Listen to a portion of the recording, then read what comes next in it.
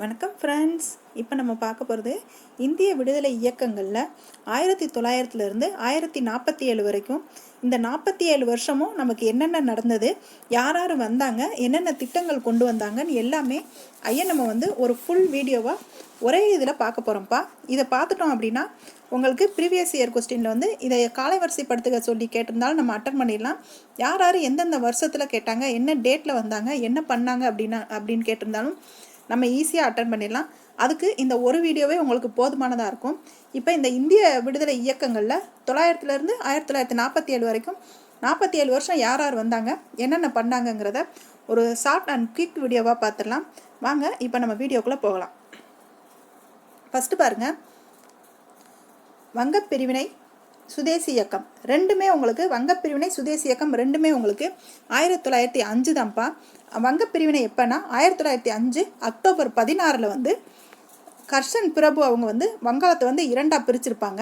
அவங்க அக்டோபர் 16 பிரித்ததுனால அந்த அக்டோபர் 16 நம்ம துக்க நாளாக அனுசரிக்கிறோம். நெக்ஸ்ட் பாருங்கள், சுதேசி இயக்கம். அந்த சுதேசி இயக்கம் ரொம்ப தீவிரமாக வலுப்பெற்ற இடம் எந்த இடம் பார்த்தீங்கன்னா தூத்துக்குடி. நெக்ஸ்ட் பாருங்கள், முஸ்லீம் லீக் தோற்றம். அது எப்போ தோன்றுச்சுன்னா 1906 தோன்றுச்சு. சுதேசி நீராவி கப்பல் நிறுவனமும் 1906 தான் ஆரம்பித்தாங்க. அது எங்கே ஆரம்பித்தாங்க அப்படின்னா தூத்துக்குடியில் வ.உ. சிதம்பரனார் அவர்கள் ஆரம்பித்தாங்க. நெக்ஸ்ட் பாருங்கள், சூரத் பிளவு 1907.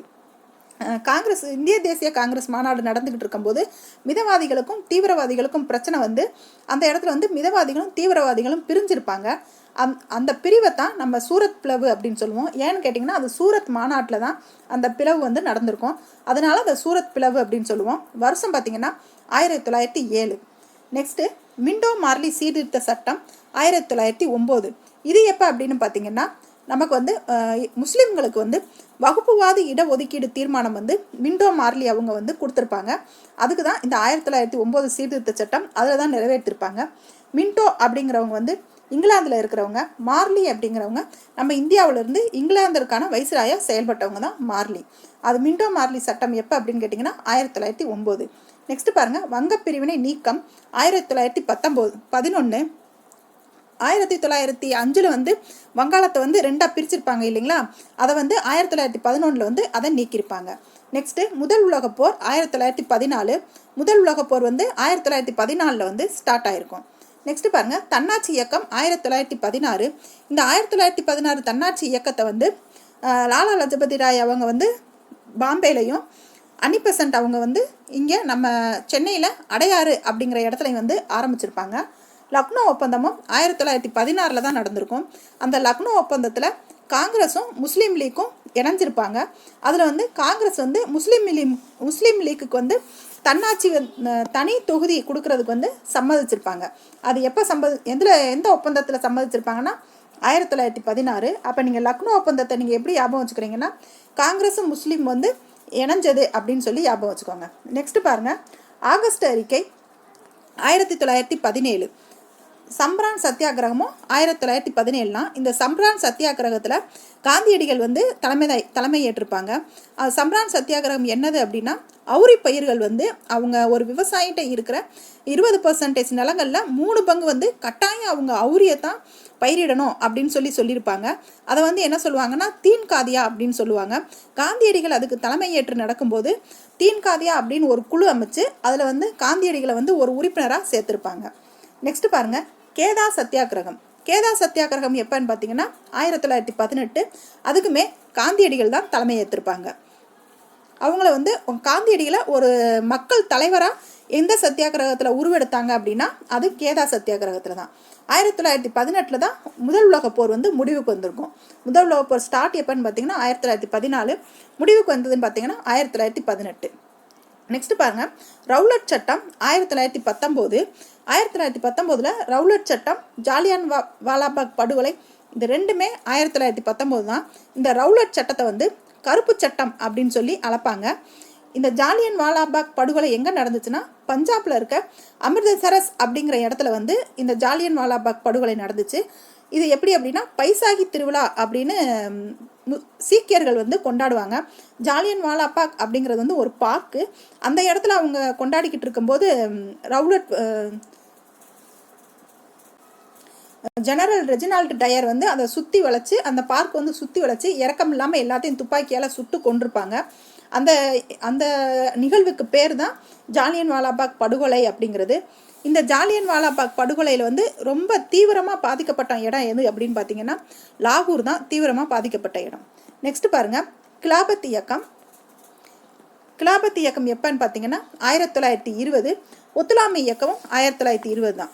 அந்த கிலாபத் இயக்கத்துக்கு வந்து தலைமை தாங்கினவங்க யாருன்னு பார்த்தீங்கன்னா மௌலானா முகமது அலி, மௌலானா சௌகத் அலி அப்படிங்கிற அலி சகோதரர்கள் தான் இந்த கிலாபத் இயக்கத்துக்கு வந்து தலைமை ஏற்றிருப்பாங்க.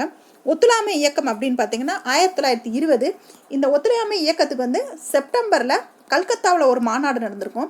அங்கே வந்து காங்கிரஸ் வந்து இந்த ஒத்துழையாமை இயக்கத்துக்கு அனுமதி கொடுத்துருப்பாங்க. அதே 1920 வந்து டிசம்பரில் நாக்பூரில் ஒரு மாநாடு நடந்திருக்கும். அதுக்கு தலைவர் யாருன்னு பார்த்தீங்கன்னா சேலம் விஜயராகவாச்சாரி அவர்கள் தான் அதுக்கு தலைமை ஏற்றிருப்பாங்க. அங்கே வந்து தீர்மானம் இயற்றிருப்பாங்க. அப்போ அனுமதி கொடுத்தது எந்த மாநாடுன்னு கேட்டிங்கன்னா கல்கத்தா மாநாடு. தீர்மானம் போட்டது எந்த மாநாடுன்னு கேட்டிங்கன்னா டிசம்பரில் நாக்பூரில் நடந்த மாநாட்டில் தான் தீர்மானம் நிறைவேற்றினாங்க. இந்த ரெண்டையும் வித்தியாசப்படுத்தி பார்த்துக்கோங்க. உங்களுக்கு என்ன சம்பவம் இயர்ஸ் அப்படிங்கிறது மட்டும் கொடுக்காம இதில் வந்து அப்போ என்ன நிகழ்வு நடந்தது அப்படிங்கிறதையும் உங்களுக்கு சுருக்கமாக சொல்லிக்கிட்டு இருக்கோம். அதை பார்த்துட்டு வாங்க. நெக்ஸ்ட் பாருங்கள், 1922 சௌரி சௌரா சம்பவம் வந்து நடந்திருக்கும். இது எப்போ நடந்திருக்குன்னா பிப்ரவரி 5 உத்தரப்பிரதேசத்தில் கோரக்பூர் அப்படிங்கிற இடத்துல போலீஸ் ஸ்டேஷனில் வச்சு 22 காவலர்களை வந்து எரிச்சிருவாங்க. அந்த சம்பவத்துக்கு பேர் தான் சௌரி சௌரா சம்பவம். இதன் மூலியமாக வந்து காந்தியடிகள் வந்து ஒத்துழையாமை இயக்கத்தை வந்து திரும்ப பெறதா அறிவிச்சிருப்பாங்க. நெக்ஸ்ட்டு 1923 சுயராஜ்ய கட்சி தோற்றம். அதை வந்து யார் ஆரம்பிச்சிருப்பாங்கன்னா மோதிலால் நேரு, சிஆர் தாஸ் அவங்களும் ஆரம்பிச்சிருப்பாங்க. எப்போ ஆரம்பிச்சிருப்பாங்கன்னா ஜனவரி 1 அன்னைக்கு அவங்க ஆரம்பிச்சிருப்பாங்க. நெக்ஸ்ட்டு 1927 சைமன் குழு நியமனம். சைமன் குழு நியமனம் தான்ப்பா 1927. அவங்க வந்து இந்தியாவுக்கு வந்தது எப்போன்னு பார்த்தீங்கன்னா 1928. இந்த சைமன் குழு நியமனம் வந்து அந்த குழுவில் எத்தனை பேர் இருந்தாங்கன்னா 7 பேர் இருந்தாங்க. எப்போ நியமித்தாங்கன்னா நவம்பர் 8. நெக்ஸ்ட் பாருங்கள், சைமன் குழு இந்தியா வருகை, மோதிலால் நேரு அறிக்கை. இவங்க சைமன் குழு இந்தியா வந்த உடனே இவங்க மோதிலால் நேரு அவங்கெல்லாம் போய் எங்களுக்கு இந்தியாவுக்குன்னு தனியாக அரசியல் சாசன வரைவு கொடுங்க அப்படின்னு சொல்லி அவங்க கேட்டிருப்பாங்க. உடனே சைமன் வந்து உங்களுக்கு அதெல்லாம் எழுத தெரியாது அப்படிங்கிற மாதிரி கிண்டலாக பதில் சொல்லியிருப்பாங்க. பதில் சொல்கிறோடனே உடனடியாக வந்து மோதிலால் நேரு அவங்கெல்லாம் சேர்ந்து ஒரு சின்ன ஒரு வரைவு திட்டம் மாதிரி அமைச்சு அவங்க சைமன் குழுட்ட கொண்டு போய் அவங்க அதை கொடுப்பாங்க. இதை தொடர்ந்து முகமது அலி ஜின்னாவும் 14 அறிக்கை கோரிக்கைகள் மூலமாக அவங்களோட கருத்துக்களை வந்து அவங்ககிட்ட சொல்லியிருப்பாங்க. நெக்ஸ்ட் பாருங்கள், லாகூர் மாநாடு 1929. அந்த லாகூர் மாநாட்டில் தான் இவங்க சைமன் குழுட்ட அவங்க மோதிலால் நேரு அவங்க கேட்டது வந்து எங்களுக்கு தன்னாட்சி வேணும் அப்படின்னு சொல்லியிருப்பாங்க.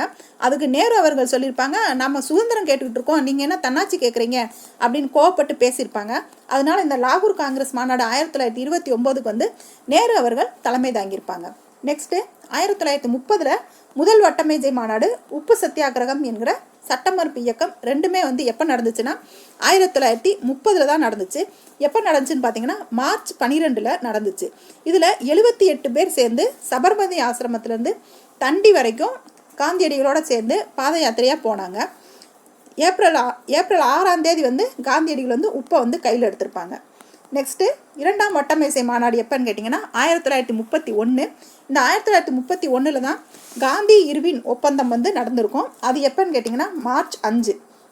அந்த காந்தி இர்வின் ஒப்பந்தம் மூலமாக இவங்க வந்து காந்தியடிகள் வந்து 1931 வந்து 2வது வட்டமேஜை மாநாட்டில் வந்து பங்கேற்றிருப்பாங்க. 2வது வட்டமேஜை மாநாடு டேட் எப்போன்னு பார்த்தீங்கன்னா செப்டம்பர் 7 காந்தி வந்து பங்கேற்றிருப்பாங்க.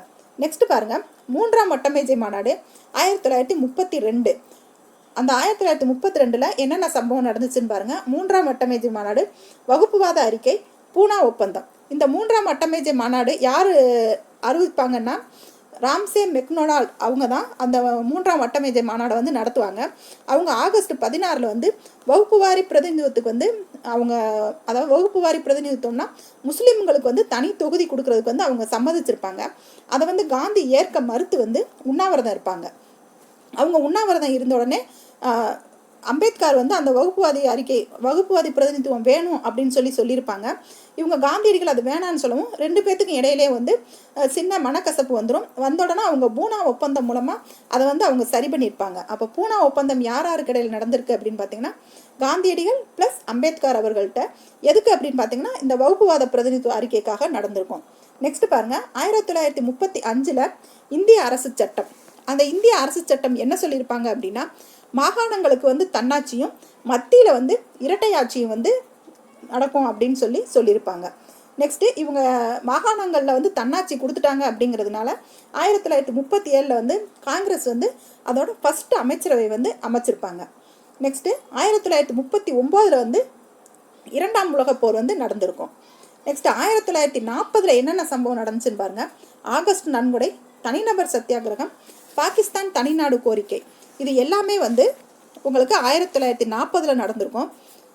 1940 ஆகஸ்ட் நன்கொடை யார் சொல்லியிருப்பாங்க அப்படின்னா லின்லித்கோ பிரபு அவங்க வந்து ஆகஸ்ட் நன்கொடை வந்து நமக்கு ஆஃபர் பண்ணியிருப்பாங்க.